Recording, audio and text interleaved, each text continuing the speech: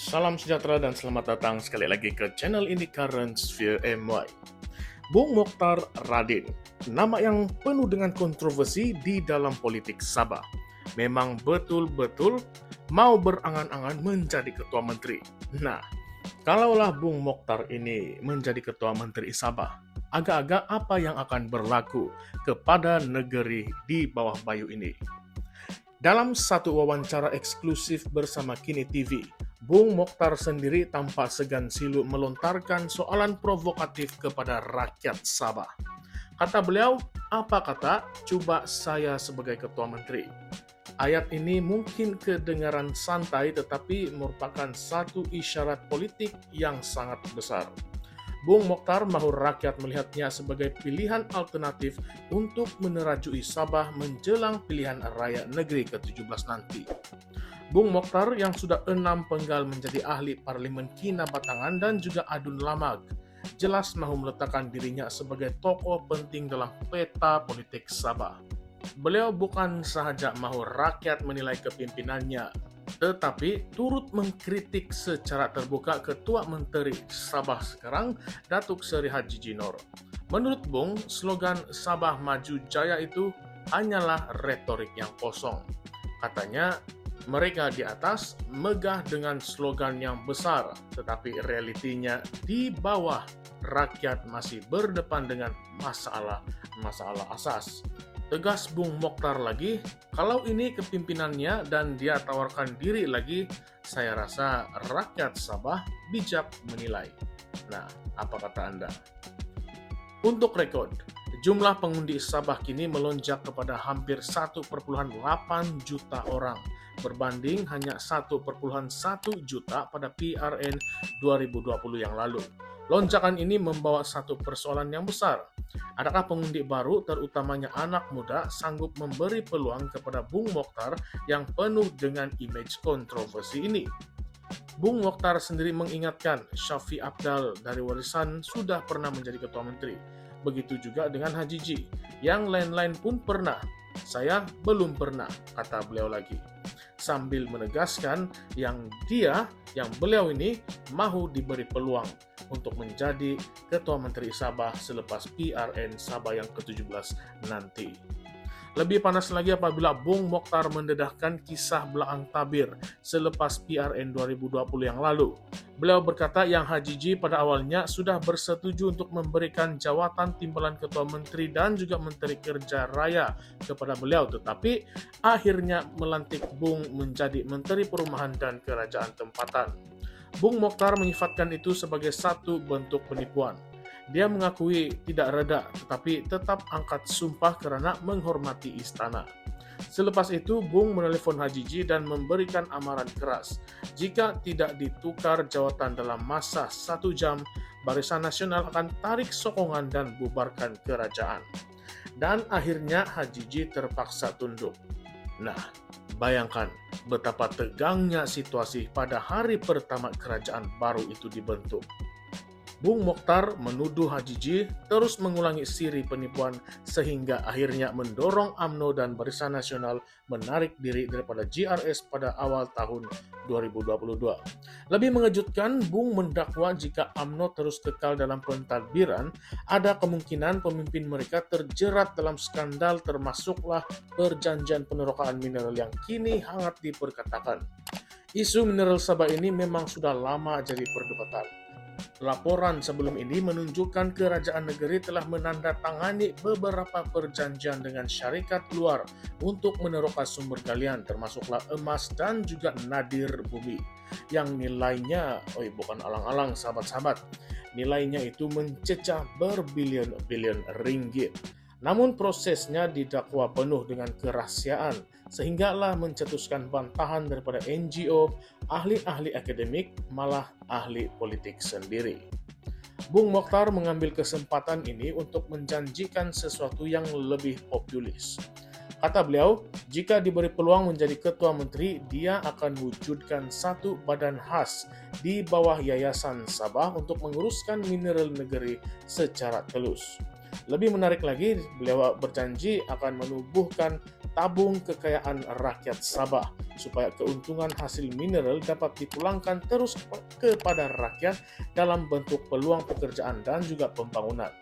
Kalau kita lihat pada janji Bung Mokhtar ini, Bung Mokhtar coba meniru model tabung kekayaan negara lain seperti Norway dengan minyaknya ataupun Sarawak dengan dana kekayaan negeri hasil oil and gas. Tetapi persoalan yang besar, bolehkah Bung Mokhtar benar-benar melaksanakan ide ini sedangkan dirinya kini sedang dibicarakan atas 3 pertuduhan rasuah ketika menjadi pengerusi Velkra. Nah, disinilah kontroversinya semakin membuak. Bung Mokhtar sendiri sedang membela dirinya dalam kes rasuah, tetapi dalam masa yang sama, beliau menawarkan janji besar untuk menguruskan kekayaan negeri secara telus. Adakah rakyat akan percaya atau ini merupakan sekadar retorik untuk memancing undi? Bung membalas persoalan ini dengan hujah bahwa keikhlasan pemimpin lebih penting daripada sekadar gabungan politik. Baginya, kalau kerajaan tidak benar-benar komited untuk mengubah nasib rakyat, maka Sabah akan kekal menjadi negeri termiskin di Malaysia walaupun sudah lebih 60 tahun merdeka. Kita kena ingat, PRN Sabah mesti diadakan selewat-lewatnya 7 Desember 2025. Suasana politiknya sangatlah tidak menentu.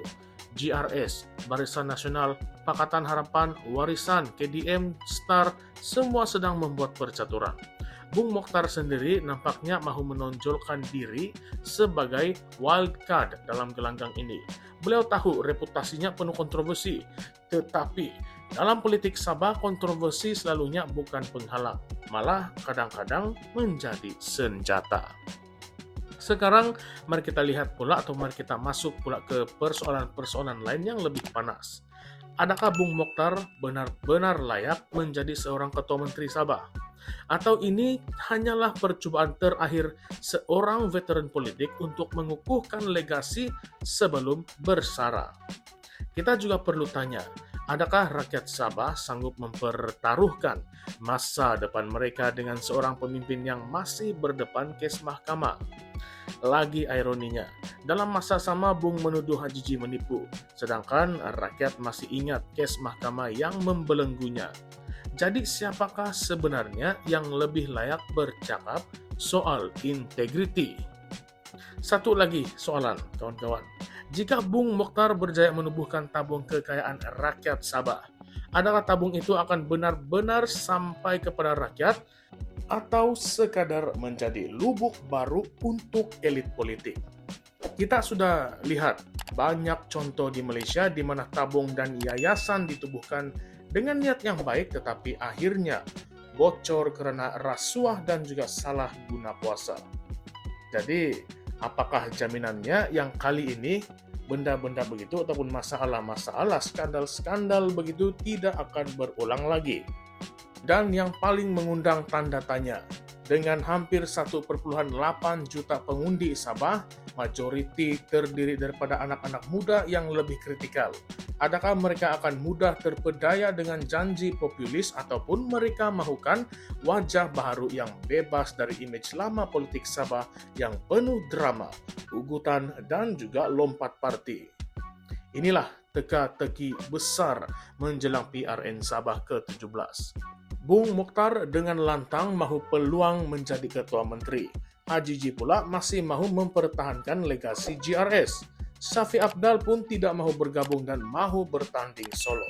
Ditambah lagi dengan campur tangan Pakatan Harapan dan juga Barisan Nasional di peringkat pusat, percaturan ini boleh menjadi pertembungan paling sengit dalam sejarah Sabah moden. Jadi kawan-kawan semua, saya ingin lontarkan satu lagi soalan kontroversi kepada Anda supaya untuk Anda fikirkan, kita sama-sama fikirkan. Jika Anda orang Sabah, adakah Anda akan sanggup memberi Bung Mokhtar peluang untuk menjadi ketua menteri dengan segala kontroversi dan juga sejarah beliau? Atau adakah Anda fikir Sabah perlukan wajah yang lebih segar, lebih bersih untuk keluar daripada lingkaran politik lama? Nah, Jangan lupa kongsikan pandangan Anda di ruangan komen di bawah sebab jawaban Anda mungkin mewakili suara sebenar rakyat Sabah yang akan menentukan siapa bakal menguasai negeri ini selepas PRN nanti. Jadi, Bung Mokhtar, Ketua Menteri Sabah yang seterusnya, ataupun sekadar mimpi seorang veteran politik. Itu yang kita kena pikirkan sama-sama. PRN ini kawan-kawan semakin dekat, janji pun semakin manis, dan rakyat Sabah akan menjadi penentu sebenar. Sebelum itu, rekan-rekan jangan lupa untuk klik like, share video ini, dan juga jangan lupa subscribe untuk lebih banyak kupasan ataupun ulasan politik panas seperti ini. Percayalah, drama Sabah ini baru saja bermula. Baiklah, salam sejahtera semua, salam perjuangan dan salam reformasi. Kita jumpa lagi di dalam konten yang seterusnya. Sekian sahaja semua kawan-kawan, terima kasih.